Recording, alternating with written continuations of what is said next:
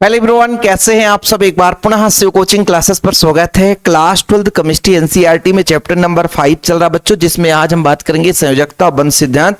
काफी महत्वपूर्ण है और आप लोगों को तैयार करना ही करना है। हाँ भाई, इसके पहले जो भी वीडियोज प्रोवाइड किया है चैनल में क्रम से आप लोगों को प्लेलिस्ट में मिल जाएगा। आप लोग मत भटकिएगा, बढ़िया आप लोग देखिएगा। चलिए शुरू करते हैं। संयोजकता बंध सिद्धांत क्या क्या बताता है बच्चों। जैसे हमारे पास कोई एक यौगिक है, जैसे कोबाल्ट ही है, ठीक है, और इसमें मान लीजिए NH3 का होल 6 है, NH3 का होल 6 है, ठीक। और यहां पर प्यारे बच्चों आपका 3 पॉजिटिव आयन है। क्या है? 3 पॉजिटिव आयन। अब इसमें आप लोग बताओ कि कोबाल्ट क्या है, तो सर बोलोगे यहां पे कोबाल्ट आपका केंद्रीय धातु परमाणु है। क्या है? केंद्रीय धातु परमाणु, ठीक है। ये आपका केंद्रीय धातु परमाणु है, ठीक, केंद्रीय धातु है। और जो आपका NH3 है ना प्यारे बच्चों, तो NH3 क्या है आपका? NH3 आपका लिगेंड है। NH3 क्या है आपका? लिगेंड है। क्या है? लिगेंड, ठीक है सर। NH3 आपका लिगेंड है। अब ये केंद्रीय धातु परमाणु क्या करता है? केंद्रीय धातु परमाणु क्या करता है? रिक्त कक्षक प्रदान करता है। क्या करता है बच्चों? रिक्त कक्षक प्रदान करता है। क्या करता है? रिक्त कक्षक, रिक्त कक्षक प्रदान करता है, ठीक। केंद्रीय धातु परमाणु, क्योंकि घर का मुखिया है और घर के मुखिया को भैया सब कुछ ध्यान देना पड़ता है, ठीक है। तो ये केंद्रीय धातु परमाणु है जो रिक्त कक्षक प्रदान करता है, ठीक है सर। लिगेंड क्या करता है? लिगेंड इलेक्ट्रॉन युग्म देता है। क्या करता है? इलेक्ट्रॉन युग्म देता है। क्या करता है? इलेक्ट्रॉन युग्म देता है, ठीक है। इलेक्ट्रॉन युग्म देता है, ओके सर। इलेक्ट्रॉन युग्म देने वाला कौन है? ये आपका लिगेंड है। इसी चीज को समझाने के लिए जो आपका सिद्धांत आया ना, उसे बोला गया संयोजकता बंध सिद्धांत। किस तरीके से संयोग होते हैं, किस तरीके से इलेक्ट्रॉन का आदान प्रदान करते हैं और किस तरीके से बंध का निर्माण करते हैं, है ना। उपसहसंयोजी बंध मतलब जोड़े का पूरा इलेक्ट्रॉन अपना खुद का इलेक्ट्रॉन दो और भैया बंध बनाओ। इसलिए तो लिगेंड जो है वो आपके इलेक्ट्रॉन युग्म देते हैं पूरे के पूरे। अच्छा, जैसे मान लीजिए रिक्त D कक्षक हो या आपका रिक्त P कक्षक हो। रिक्त में आपका S भी हो सकता है, ओके सर, है ना। आपका P भी हो सकता है, बिल्कुल। आपका D भी हो सकता है, बिल्कुल। तो जब ये रिक्त कक्षक होते हैं आपस में मिलते हैं और मिलने के बाद संकरित कक्षक का निर्माण करते हैं। जैसे मान लीजिए इसका एक कक्षक हो गया, इसका 3 हो गया और इसका मान लीजिए इसका भी मान लीजिए इसका हो गया आपका 2 कक्षक। तो टोटल कक्षकों की संख्या कितनी हो गई? 6 कक्षक। अब ये 6 कक्षक अलग अलग हैं, लेकिन भाई क्या करते हैं कि आपस में ये जो कक्षक हैं क्या करते हैं? आपस में मिल जाते हैं। मिल जाने का मतलब संकरित हो जाते हैं। क्या हो जाते हैं? संकरित हो जाते हैं। और जब संकरित होते हैं ना बच्चों, संकरित होते हैं तो कुछ इस तरीके से आपका संकरित कक्षक का निर्माण करते हैं। देखो जरा संकरित कक्षक 1 2 3 4 5 6। तो ये 6 समान ऊर्जा के संकरित कक्षक का निर्माण करते हैं। तो पहला चीज क्या समझा आपने? केंद्रीय धातु परमाणु रिक्त कक्षक प्रदान करते हैं। दूसरा चीज, ये रिक्त कक्षक आपस में मिलकर के समान ऊर्जा के संकरित कक्षक का निर्माण करते हैं। समान ऊर्जा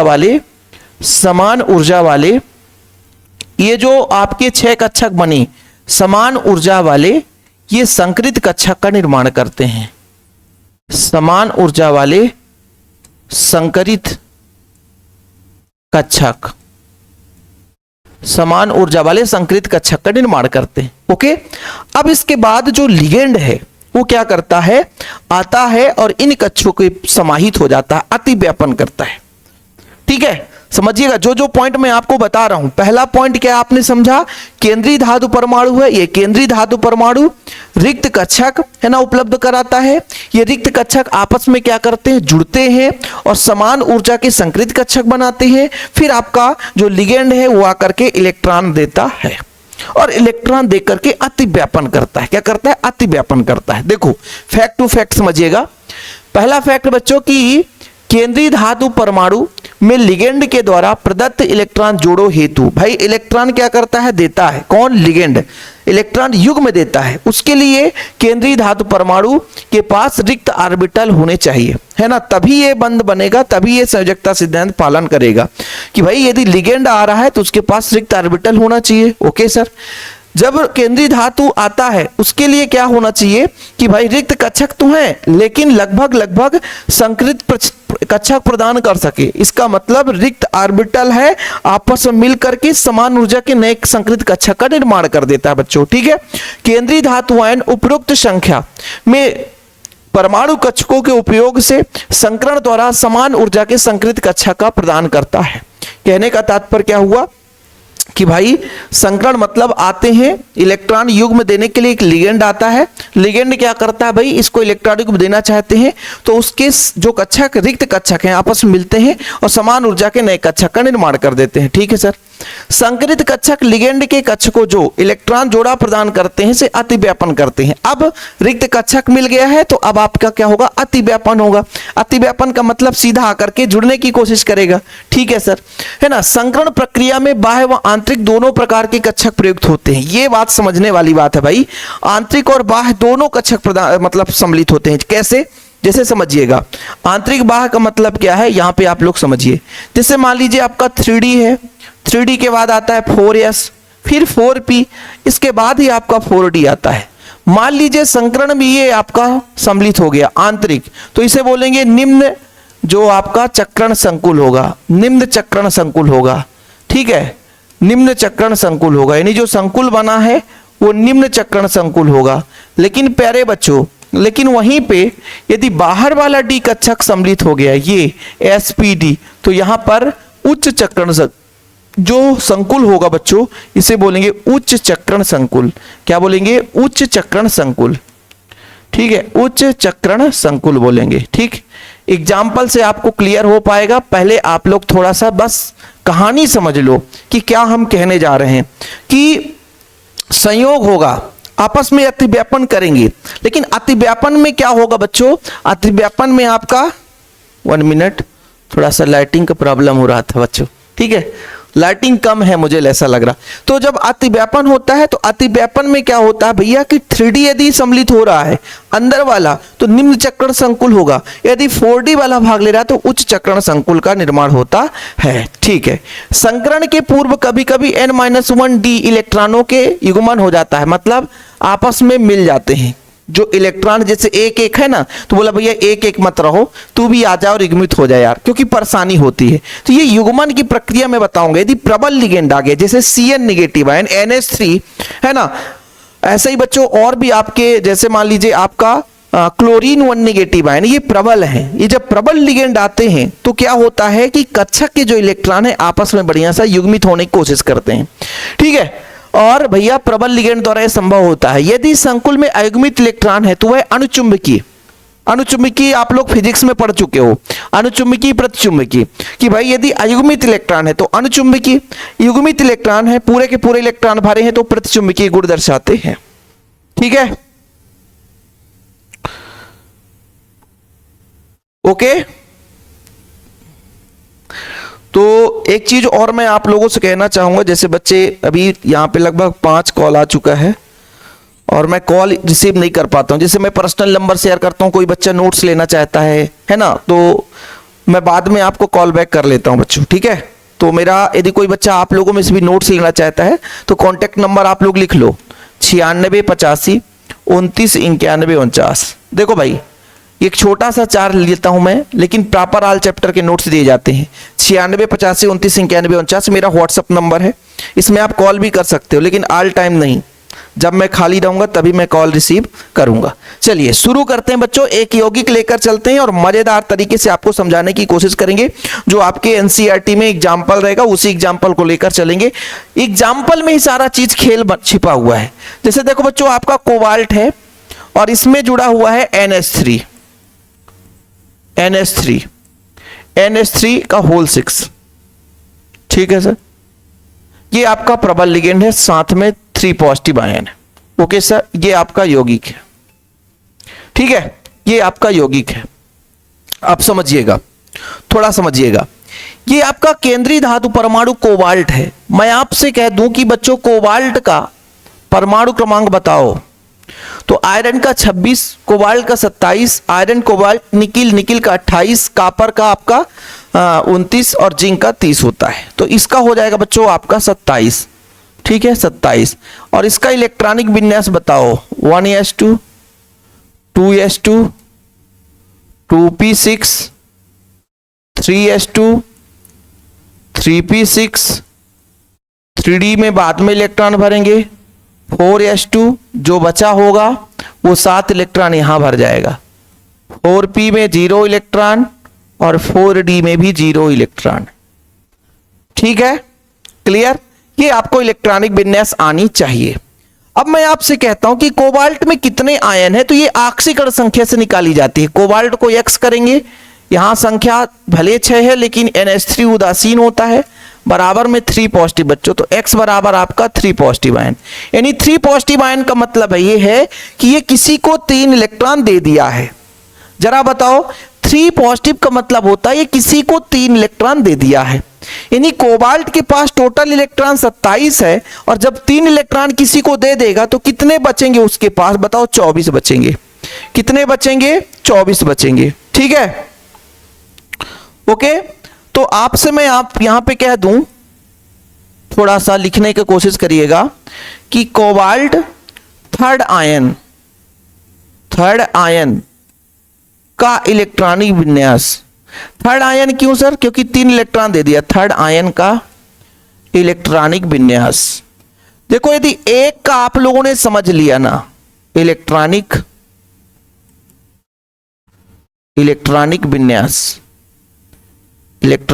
विन्यास यदि एक का आप लोगों ने समझ लिया तो समझिए सबका बनेगा, लेकिन एक का ही समझने के लिए आपको समय देना पड़ेगा। समझ रहे हो ना बाबू। चलो, तो इस बार हम किसकी बात कर रहे हैं, बच्चों, 3 पॉजिटिव। तो यहां पे समझिएगा आप लोग, 3 पॉजिटिव का मतलब क्या हुआ, कोबाल्ट 3 पॉजिटिव। इसका मतलब, अरे भाई 27 में 3 चला गया, 24 बचा। कितना बचा, 24 बचा।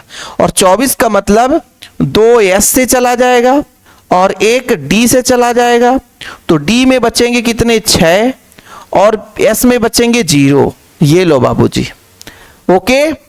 इतना यदि किसी को प्रॉब्लम नहीं होगा तो आगे कहानी में मजा आएगा, और यदि किसी को यदि प्रॉब्लम होगा तो फिर कहानी में मजा नहीं आएगा। चलिए, ओके बच्चा लोग, चलिए थोड़ा सा अब आगे समझते हैं। देखिएगा, इसमें कक्षक की बात करता हूं, कक्षक बनाता हूं। ठीक है बच्चों, कक्षक कैसे बनेगा, जैसे मैं D की बात करता हूं, तो D के लिए आपका मान लीजिए 5 कक्षक तो लेना ही पड़ेगा भाई।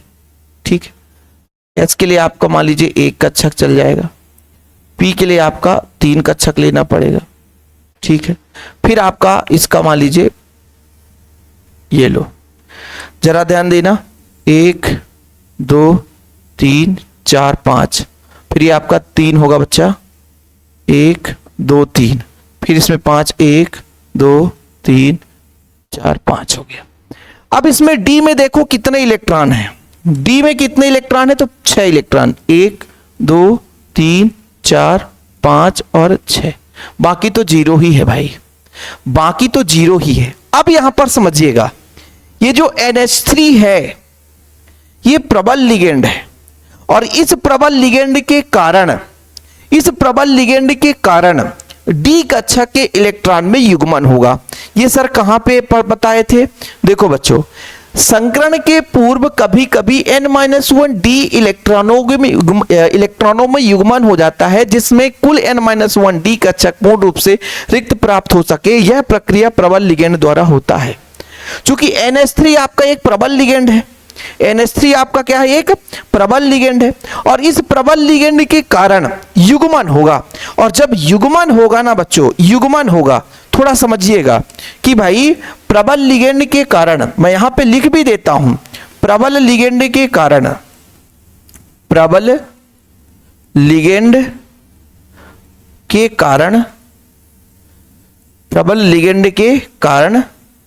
जो आपके D कक्षक के इलेक्ट्रॉन प्रबल लिगेंड के कारण डी कक्षक के इलेक्ट्रॉन युग्मित हो जाते हैं, क्या बात है, युग्मित हो जाते हैं। जब युग्मित हो जाएंगे तो किस तरीके से निर्माण करेंगे बच्चों, ये आगे चलते हैं, है ना, कॉपी करते हैं, यहां पर ले आते हैं। देखिएगा, ये अपना थोड़ा समझिएगा, ये अपना 3D है, ठीक है सर, ये अपना 4s है, ये अपना 4p है, ये अपना 4d है। अब देखना बच्चों, ये जब युग्मित होंगे तो किस तरीके से होंगे, इसमें 5 कक्षक हैं, 1 2 3 4 5। अब देखना बच्चों, 1 हो गया, 2 हो गया, 3 हो गया, 4 हो गया, 5 हो गया, युग्मित हो गए। अब अकेला ये तो युग्मित हो नहीं सके क्योंकि इलेक्ट्रॉन है ही नहीं है। ऐसा क्यों हुआ, क्योंकि यहां के 2 इलेक्ट्रॉन आकर के इन कक्षकों में आ गया। ऐसा क्यों हुआ बच्चों, ऐसा इसलिए हुआ ताकि अधिकांश रिक्त कक्षक मिल सके, अधिकांश रिक्त कक्षक मिल सके बच्चों, अधिकांश रिक्त कक्षक मिल सके, ठीक है। तो यहां तक किसी को कोई प्रॉब्लम, अधिकांश रिक्त कक्षक ले प्रबल लिगेंड के कारण क्या हो जाते हैं, युग्मित हो जाते हैं। क्या हो जाते हैं बाबूजी, युग्मित हो जाते हैं, ठीक है। युग्मन क्यों हो पाया है, बता सकते हो आप लोग, युग्मन क्यों हो पाया है, क्योंकि प्रबल लिगेंड के कारण। 1 मिनट पे बच्चों, किसी को थोड़ा सा मैं वो माय गॉड,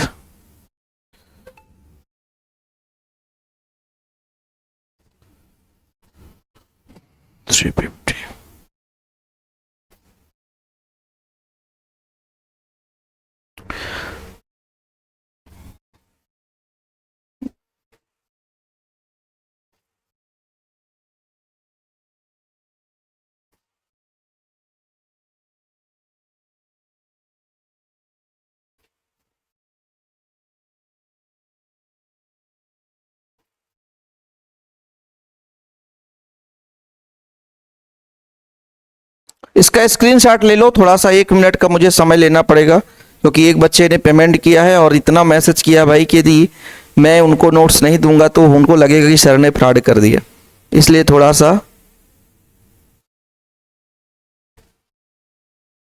ठीक है, थोड़ा सा 1 मिनट का समय दीजिए।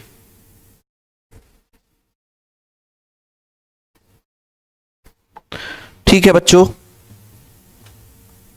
चलो यहां तक किसी को दिक्कत तो नहीं है, आगे बढ़ाते हैं भाई बात को। आप लोगों को लगेगा कि सर बहुत समय ले लिया आपने, हाँ यार थोड़ा समय तो ले लिया, आज का क्लास लंबा ही चलेगा तो थोड़ा सा समय तो लेना ही पड़ेगा, ठीक। ये आप लोगों के प्रबल लिगेंड के कारण क्या हो गया बच्चों, युग्मन हो गया, ठीक है। अब युग्मन हो गया तो इनमें हम संकरण की बात करेंगे, देखिएगा। अब इसके बाद इसको हम नए पेज में लेते हैं, लेकिन एक पेज में ही थोड़ा सा और इसको छोटा कर देते सर, यहीं पे मजा आ जाता है, तो ठीक है, संकरित कक्षक बनाते हैं। देखिएगा, संकरित कक्षक का निर्माण करते हैं। कितने हैं भाई, 1 2 3 4 5, तो ये दोनों इलेक्ट्रॉन आकर जुड़ गए ना सर। अच्छा 1 2 1 2, हाँ हाँ ठीक है ठीक है ठीक है। संकरित कक्षक, संकरित कक्षक बनाते हैं। देखना ना बच्चों, थोड़ा समझने की कोशिश करिएगा। इस बार जो संकरित कक्षक बनेगा ना, तो यहां से ये 2 कक्षक, ये 1 कक्षक और ये आपके 3 कक्षक आपस में मिल जाएंगे, आपस में मिल जाएंगे। जब आपस में मिल जाएंगे बच्चों, तो ये आपका 3 कक्षक अलग हो जाएगा और ये जो 6 कक्षक है वो अलग हो जाएंगे, ठीक है। जैसे ये आपका 3 कक्षक जिसमें युग्मित इलेक्ट्रॉन है, ये आपका संकरित कक्षक हो जाएगा, ठीक है। कौन सा कक्षक हो जाएगा, संकरित कक्षक हो जाएगा। संकरित कक्षक हो जाएगा, इसमें क्या क्या सम्मिलित हुआ है देखना ना, डी के 2 इलेक्ट्रॉन सम्मिलित हुए हैं, ठीक है। एस के डी के 2 कक्षक, एस के 1 कक्षक और पी के 3 कक्षक, तो D2sp3 संकरण होगा बच्चों, और इनमें इलेक्ट्रॉन जो युग्म है वो आपका युग्मित रहेगा ही, ठीक है। ये संकरित कक्षक है, ये संकरित कक्षक है, ठीक है। और फिर अतिव्यापित, मतलब अतिव्यापन होता है, जब अतिव्यापन होता है तो अतिव्यापित कक्षक, यदि मैं आपसे कह दूं कि अतिव्यापित कक्षक, अब अतिव्यापित कक्षक तो अतिव्यापित कक्षक में आप क्या कहोगे? अतिव्यापित कक्षक में आप कहोगे कि सर यहां पे जो 3 कक्षक हैं तो ये तो ऑलरेडी इलेक्ट्रॉन भरे हुए हैं। यहां पे जो 6 कक्षक बने हैं ये 3 कक्षक में ऑलरेडी इलेक्ट्रॉन है, ऑलरेडी इलेक्ट्रॉन है, इसमें ऑलरेडी इलेक्ट्रॉन है। और जो आपका लिगेंड आएगा यहां पे 2 इलेक्ट्रॉन देगा, वो किसके द्वारा दिया जाएगा? NH3 के द्वारा दिया जाएगा। ऐसे भी यहां पे 2 इलेक्ट्रॉन होगा, उसके किसके द्वारा दिया जाएगा? NH3 के द्वारा। यहां भी 2 इलेक्ट्रॉन है बच्चों, वो भी किसके द्वारा दिया जाएगा? NH3 के द्वारा। यहां भी 2 इलेक्ट्रॉन, वो भी किसके द्वारा? NH3 के द्वारा। यहां भी 2 इलेक्ट्रॉन, वो किसके द्वारा? NH3 के द्वारा। यहां भी 2 इलेक्ट्रॉन बच्चों किसके द्वारा? NH3 के द्वारा। तो इस तरीके से ये संकरण की क्रिया होती है। और यहां पे जो संकरण हुआ ना प्यारे बच्चों, यहां पे जो संकरण हुआ वो आपका D2 पहले हुआ, फिर sp3। और जब संकरण ये आपका क्लियर हो गया कि जो संकरण हुई है बच्चों, संकरण, वो संकरण कौन सी संकरण हुई है? D2sp3। तो इसकी जो संरचना होती है ना बच्चों, संरचना जो होती है ना वो अष्टफलकीय होती है। कैसे होती है? अष्टफलकीय, अष्टफलकीय, अष्टफलकीय होती है। अष्टफलकीय संरचना किसी से बन नहीं रहा होगा, मैं बना के दिखाता हूं अष्टफलकीय संरचना। ठीक है, कोबाल्ट था ना बच्चों, कोबाल्ट आपका केंद्रीय धातु परमाणु था। ठीक है सर, कोबाल्ट था। तो एक काम करो, सबसे पहले एक आप ऊपर ले लो, ठीक है, एक नीचे ले लो, ठीक है, NH3 बच्चों। ओके, चलिए एक आप इधर ले लो, 1 मिनट, एक NH3 इधर जोड़ दो आप, ठीक है, एक NH3 इधर जोड़ दो, एक NH3 इधर जोड़ दो, ठीक है बच्चों, एक NH3 इधर जोड़ दो, एक NH3 इधर जोड़ दो। अब देखना बच्चों, अब मजा आएगा कहानी में, ट्विस्ट आने वाला है यहां पे। देखना, इसको ऐसे जोड़ो, इसको ऐसे जोड़ो, इसको ऐसे जोड़ो, इसको ऐसे जोड़ो। जोड़ दिया सर? थोड़ा सा डायग्राम और समझाना पड़ेगा। एक काम करता हूं, इसको छोटा सा करता हूं, छोटा सा करता हूं ना। ठीक है, ठीक है, ठीक है, ठीक है।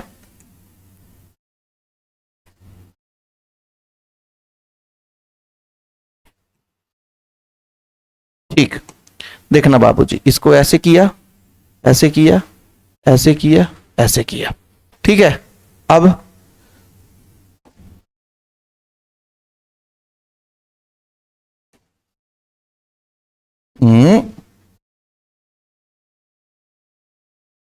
ठीक, इसको इससे जोड़ा, इसको इससे जोड़ा। यही तो दिक्कत है ना, थोड़ा सा डायग्राम बनाने में दिक्कत हो जाता है। ये लो भाई, ये लो भाई, ये लो भाई, ये लो भाई, अब ठीक बनेगा। ये लो भाई, ये भाई इससे भी जुड़ेगा, इससे भी जुड़ेगा, इससे भी जुड़ेगा, इससे भी जुड़ेगा, इससे भी जुड़ेगा और इससे भी जुड़ेगा।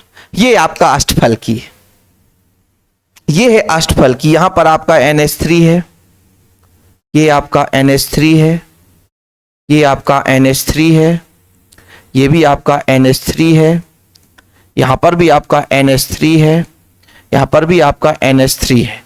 थोड़ा दूसरे कलर से कर देता हूं, यहां पर भी आपका NH3 है। ठीक है बच्चा।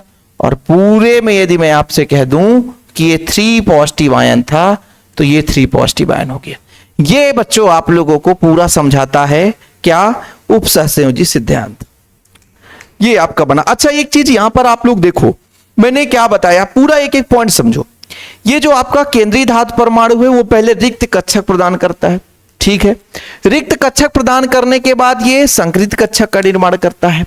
संकृत कक्षक के बाद बच्चों ये अतिव्यापन की प्रक्रिया होती है, अतिव्यापन का निर्माण होता है। अब इसमें यदि अंदर के डी कक्षक सम्मिलित हुए हैं तो इसे यदि हम आपसे कह दें कि किस प्रकार का संकुल है तो आप लोग क्या कहोगे कि निम्न चक्रण संकुल है। क्या?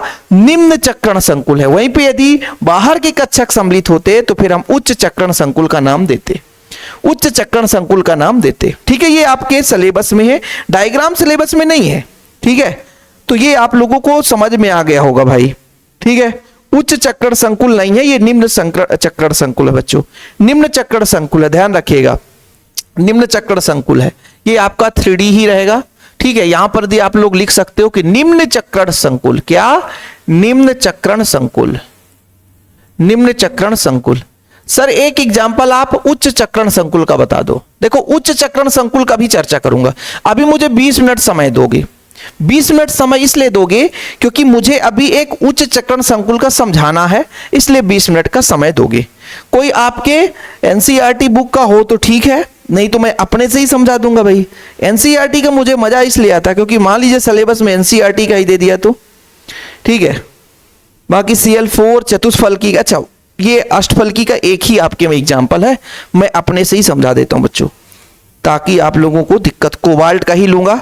ठीक है, चलो इसको मैं एक काम करता हूं कि सर इसको मैं क्या करता हूं, कॉपी कर दूं। ठीक है, कॉपी कर दूं, कॉपी कर दूंगा तो इसी में आसान रहेगा समझाना।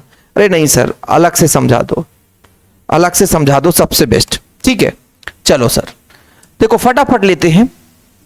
कोबाल्ट है, Fe6 है, ठीक है, और यहां पर बच्चों 3 नेगेटिव है। ठीक है, सबसे पहले आप समझो कोबाल्ट का, यदि मैं आपसे कह दूं कि इलेक्ट्रॉनिक विन्यास, कोबाल्ट का परमाणु क्रमांक 27 है, iron cobalt nickel copper zinc. इसका इलेक्ट्रॉनिक विन्यास कहोगे sir 1s2 2s2 2p6 3s2 3p6। 3D में आपका इलेक्ट्रॉन कितना होगा, 7 ही रहेगा पुराने जैसे।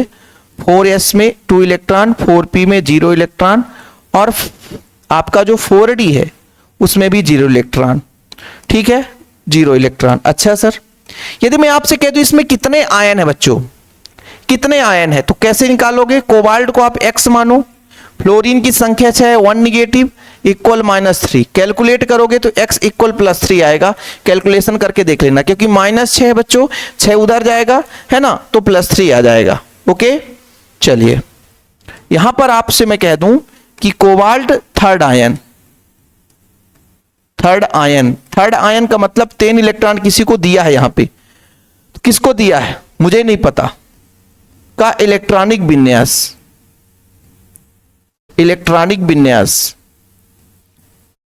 इलेक्ट्रॉनिक विन्यास, इलेक्ट्रॉनिक विन्यास। चलो बताओ भाई इसका आप लोग इलेक्ट्रॉनिक विन्यास। थर्ड आयन का मतलब क्या होता है बताओगे जरा। थर्ड आयन का मतलब यह है कि भाई साहब इन्होंने किसी को इलेक्ट्रॉन दिया है, और जब किसी को इलेक्ट्रॉन दिया गया इसका मतलब भाई उसमें इलेक्ट्रॉन की कमी आ गई, इसका मतलब इलेक्ट्रॉन की कमी आ गई। जैसे मान लीजिए कोबाल्ट 3 पॉजिटिव है तो पहले 27 था, अब कितना हो गया 24 हो गया इलेक्ट्रॉन, कितना हो गया 24 हो गया। यानी इसका मतलब S का 2 इलेक्ट्रॉन और D का 1 इलेक्ट्रॉन, तो D में 6 हो गए और S में कितने हो गए 2 हो गए। ठीक है सर, नहीं नहीं S में 0 हो गए, S में 0 क्योंकि दोनों इलेक्ट्रॉन निकल कर चला गया। क्लियर। चलिए अब यहां पर थोड़ा आप लोग समझिएगा बच्चों कि D की बात करता हूं। D में टोटल कितने 5 इलेक्ट्रॉन होंगे। यदि P में भैया अपना एक ही कक्षक होगा, सॉरी P में 3 कक्षक, S में 1 कक्षक, और यहां पर मैं आपसे कह दूं कि यहां पे तो 0 है। चलो इसको आप बांट दो, 1 2 3 4 5 हो गया, 1 2 3 हो गया, 1 2 3 4 5 हो गया। ठीक है, अब देखो जरा इसमें इलेक्ट्रॉन हम भरते हैं क्योंकि 6 इलेक्ट्रॉन है बच्चों, तो 1 2 3 4 5 और ये 6। ठीक है, इसमें भी 6 ही था, इसमें भी 6 ही था बच्चों, इसमें भी 6 ही था, ध्यान रखिएगा। यहां पर भी हम 6 ही मानते हैं, कितना 6 ही इलेक्ट्रॉन है। ओके, अब जैसे संकरित अवस्था की मैं बात करता हूं, क्या करते हैं आपस में जुड़ते हैं, आपस में जुड़ते हैं। ये सामान्य अवस्था है बच्चों, या आप ऐसे लिख सकते हो कि आक्सीकृत अवस्था, आक्सीकृत अवस्था, ये आक्सीकृत, आक्सीकृत अवस्था की बात की जा रही है। आक्सीकृत अवस्था क्योंकि आक्सीकरण संख्या +3 के रूप में हमने इसको लिया है, तो ये आक्सीकृत अवस्था हो गया। ठीक है, अब हम संकरित कक्षक लेकर चलेंगे कि संकरित कक्षक कैसे निर्माण करते हैं बच्चों। तो यहां पर आप लिखोगे संकरित कक्षक, क्या संकरित कक्षक, संकरित कक्षक कैसे बनते हैं देखिएगा, यहां पे आप लोग समझिएगा संकरित कक्षक कैसे बनेंगे। आपस में क्या होते हैं, जो इलेक्ट्रॉन है बच्चों, इस बार जो है जो इलेक्ट्रॉन है वो युग्मित नहीं होंगे, इलेक्ट्रॉन युग्मित नहीं होंगे। तो कोष्टक में आप लोगों को यहां पर लिख देना है कि दुर्बल लिगेंड के कारण, दुर्बल लिगेंड के कारण ठीक है 3D के इलेक्ट्रॉन युग्मित नहीं होते बच्चों, युग्मित नहीं होते। वाह, इसी को तो समझना जरूरी था कि 3D के कारण इलेक्ट्रॉन युग्मित नहीं होते, 3D के कारण इलेक्ट्रॉन युग्मित नहीं होते, 3D के कारण इलेक्ट्रॉन युग्मित नहीं होते, 3D के कारण इलेक्ट्रॉन युग्मित नहीं होते। क्यों भाई? दुर्बल लिगेंड के कारण 3D के इलेक्ट्रॉन युग्मित नहीं होते। ठीक है सर, 3D के इलेक्ट्रॉन युग्मित नहीं होते। अच्छा, यहां पर मैंने बताया था प्रबल लिगेंड के कारण डी कक्षक इलेक्ट्रॉन युग्मित हो जाते हैं। यहां पर भाई मैंने क्या बोल दिया कि इलेक्ट्रॉन युग्मित नहीं होंगे। क्यों नहीं होंगे? क्योंकि दुर्बल लिगेंड है। अच्छा, तो जब दुर्बल लिगेंड है तो भाई ये अपना 5 का 5 ही रहेगा। अच्छा, इसमें थोड़ा समझने की कोशिश करिएगा। अब आप लोगों को ये लगेगा कि सर ये बताओ कि कितने कक्षक आपस में भाग लेंगे। भाई कितने कक्षक चाहिए इसको, जरा ध्यान दो। टोटल 6 कक्षक चाहिए, 6 कक्षक चाहिए। इसका मतलब 1 इसका, 3 इसका और 2 इसका। ठीक है, 1 इसका, 3 इसका और 2 इसका आपस में मिलेंगे। और जब आपस में मिलेंगे तो ये 6 कक्षक बच्चों, 6 कक्षक क्या हैं, है ना? देखना जरा, 1 2 3 4 5, इसमें कितने इलेक्ट्रॉन हैं? ये युग्मित नहीं हो रहे हैं, युग्मित नहीं हो रहे हैं बच्चों, युग्मित नहीं हो रहे हैं, बिल्कुल नहीं हो रहे हैं।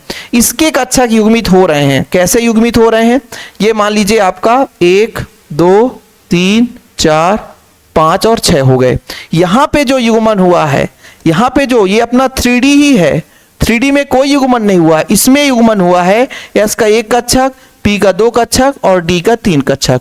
इस बार जो संकरण हुआ है sp2d3 है, sp2d3। अच्छा, अब यदि मैं आपसे कह दूं कि इसमें जो संकुल है ये उच्च चक्रण संकुल, क्या कहोगे? उच्च चक्रण। क्या बोलोगे? उच्च चक्रण संकुल का निर्माण कर रहा है। ये कैसा संकुल है बच्चा? उच्च चक्रण संकुल। उच्च चक्रण संकुल क्यों है? क्योंकि बाहर वाला डी कक्षक इसमें संकरण में भाग ले रहा है। तो यहां पे जो संकरण हुआ sp2d3 हो गया। यदि मैं आपसे कह दूं कि संकरित अवस्था, यदि आप लोग संकरित अवस्था देखोगे कि इसका संकरित अवस्था अतिव्यापित अवस्था, चलो यार इसको रहने दो, अगले पेज में ले लो।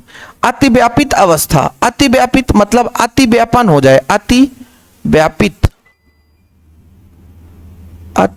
अवस्था। ठीक है, अतिव्यापित अवस्था का मतलब प्यारे बच्चों है ना, लिगेंड आकर के जुड़े। अब लिगेंड कहां पे जुड़ेगा? ठीक,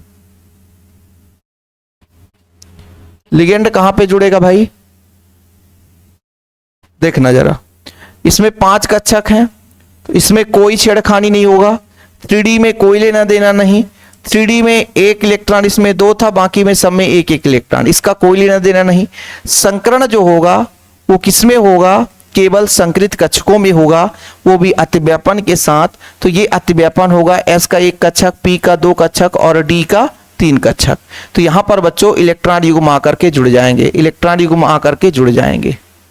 ठीक है, इस तरीके से हर जगह क्या जुड़ा है? यहां पर बच्चों आपका F जुड़ा है, यहां पर भी F, यहां पर भी F, हर जगह F आकर के जुड़ गया है। ठीक है, ये आप लोग देख लो। ठीक है, तो यहां पर जो संकरण है, जो संकरण है प्यारे बच्चों, वो किस प्रकार का संकरण है? संकरण जो है वो आपका sp3d2 है। यदि संकुल की बात करूं तो वो किस प्रकार का संकुल है? उच्च चक्रण संकुल है। कैसा संकुल है बच्चों? उच्च चक्रण संकुल है, उच्च चक्रण संकुल है, उच्च चक्रण संकुल है।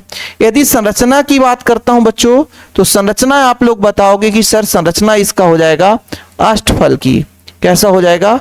अष्टफलकीय, अष्टफलकीय।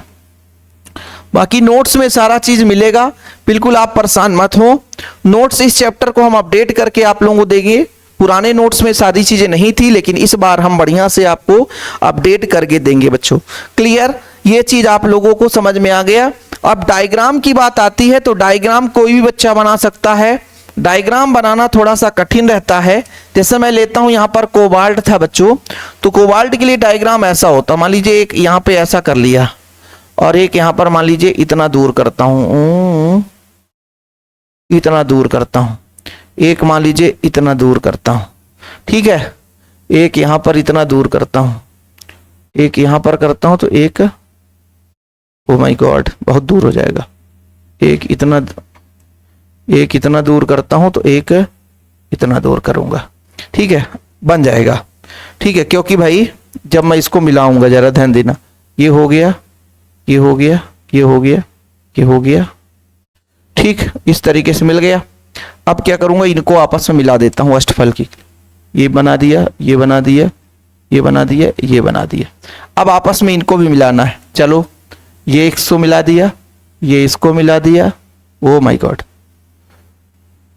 ये मिला दिया, ये मिला दिया, इसको मिलाया, इसको मिलाया, इसको मिलाया, इसको मिलाया और इसको मिला दिया।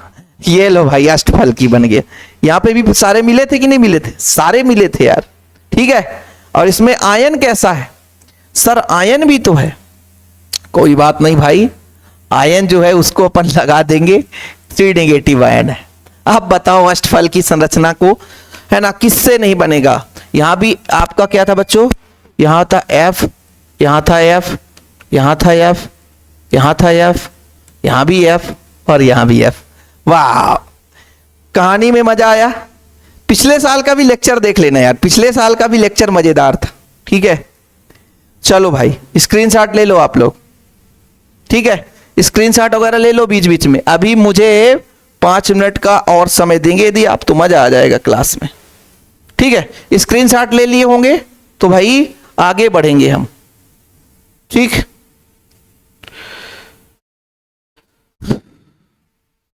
ठीक है, अब मैं थोड़ा सा चतुष्फलकी यदि आपको एक समझा देता तो अलग से क्लास नहीं लाना पड़ता, है ना। चतुष्फलकी यदि आपको मैं समझा देता तो अलग से क्लास आपको नहीं देना पड़ता, ठीक है। चतुष्फलकी में बस 4 ही कक्षक भाग लेंगे, इसमें कुछ है ही नहीं बच्चों, 4 कक्षक ही भाग लेंगे, ठीक है।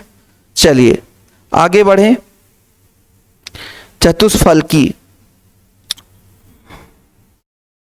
अच्छा एक चीज और है भाई, एक चीज और आप देखो, चुंबकीय गुण की बात करता हूं तो नोट कर लेना, ये आपका 1 2 3 है, तो ये आपका अनुचुंबकीय होगा बच्चों।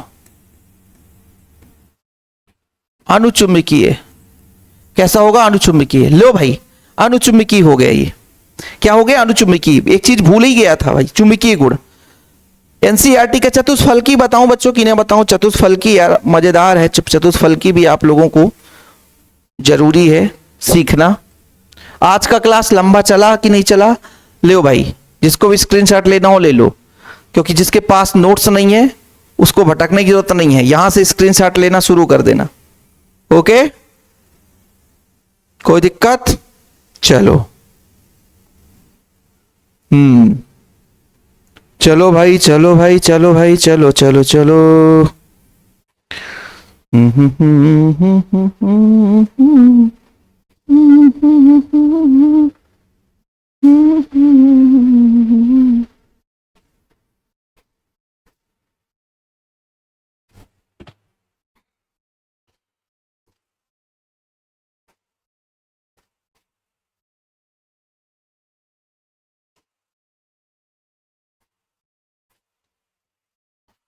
ठीक, चलिए अब हम बात कर लेते हैं, किस इलेक्ट्रॉन की बात करेंगे भाई? एनसीईआरटी में जो दिया है आपके, निकिल दिया है, ठीक है, निकिल है, और प्यारे बच्चों कार्बोनिल का दिया है, कार्बोनिल का होल 4। वाह, ठीक है। आयन कुछ भी नहीं दिया है सर, एक ये हो गया, ठीक है, और एक आपको दिया है, एक आपको दिया है निकिल है, ठीक है, और Cl का होल 4। यहां पर प्यारे बच्चों, यहां पर 2 नेगेटिव आयन दिया है। कितना है? 2 नेगेटिव आयन। इन दोनों में थोड़ा थोड़ा डिफरेंस रहेगा, थोड़ा थोड़ा डिफरेंस रहेगा, ठीक है। चलो सबसे पहले बात करता हूं nickel. Iron, cobalt, nickel, copper, zinc. Nickel का कितना होता है? 28 होता है। इलेक्ट्रॉनिक विन्यास कोई बता सकता है? जी sir, 1s2, 2s2, 2p6, 3s2, 3p6, 3d, 8, 4s2, 4p0, 4d0। ठीक है सर। यदि मैं आपसे कह दूं कि डी में कितने, अच्छा एक काम करो सर, इसमें आयन की अवस्था में देखो ना, आयन कितना है इसमें, आयन की अवस्था है कि नहीं, जरा ध्यान दो। कार्बोनिल आपका उदासीन है तो इसमें आयन है ही नहीं है। कार्बोनिल आपका उदासीन है तो इसमें आयन है ही नहीं है भाई, इसमें आयन है ही नहीं है, देख लो इसमें आयन नहीं है। इसकी बात नहीं करता हूं, इसकी बात करता हूं। तो इसका समान अवस्था में डी में आपका 8 इलेक्ट्रॉन, आपका इसमें 1 इलेक्ट्रॉन, इसमें आपका 0 इलेक्ट्रॉन, इसमें आपका 0 इलेक्ट्रॉन। ठीक है, 5 कक्षक हो गए, इसमें 3 कक्षक हो गए, इसमें 5 कक्षक हो गए। एक और जोड़ दो सर, इसमें कितने इलेक्ट्रॉन? 1 2 3 4 5 6 7 8। ठीक, कोई दिक्कत? बाकी इनमें तो 0 है ही है। अब ये सामान्य अवस्था में आ गया, इसको हम सामान्य अवस्था बोलते हैं बच्चों, सामान्य अवस्था। इसका संकरित अवस्था नहीं प्राप्त होगा। इसका संकरित अवस्था क्यों प्राप्त नहीं होगा? क्योंकि उदासीन लिगेंड जुड़ा हुआ है, और उदासीन लिगेंड जुड़े होने के कारण इसको संकरित अवस्था को हमको ध्यान देना ही नहीं है। ठीक है, समझ में आ गया? ठीक, चलिए अब होता क्या है,